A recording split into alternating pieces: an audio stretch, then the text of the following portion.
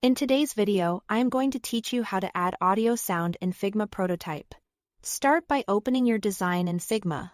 Make sure you are in the file and page where your frames and interactive elements live. It helps to have the layers you plan to use already named clearly so you can select them with confidence as you go. Now, right-click anywhere on the canvas. From the menu that appears, go to Plugins, then search for PunchCut Audio Player. Open it and run it.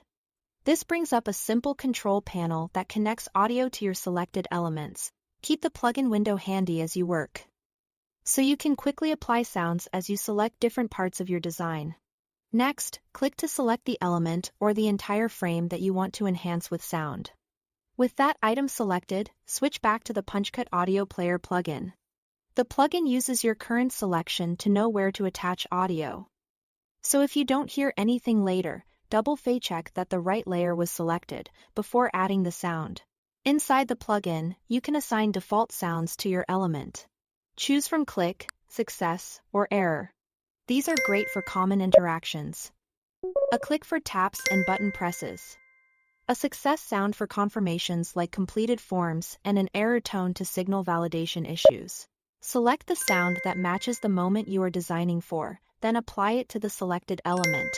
Keep your volume levels and sound duration in mind so the audio feels supportive, not distracting. Once applied, the behavior is straightforward. Whenever you tap that element in your prototype, you'll hear the sound you chose. This gives instant feedback to anyone testing your flow and makes your prototype feel more realistic. If you want something more personalized, you can also paste custom audio links. Grab a direct URL to an audio file hosted on the web, copy it, and paste it into the plugins field.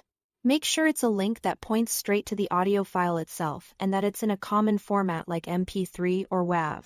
Short, clean clips work best for interface sounds. So aim for snappy, recognizable cues that don't overlap too much during quick interactions. That's it. Thanks for watching.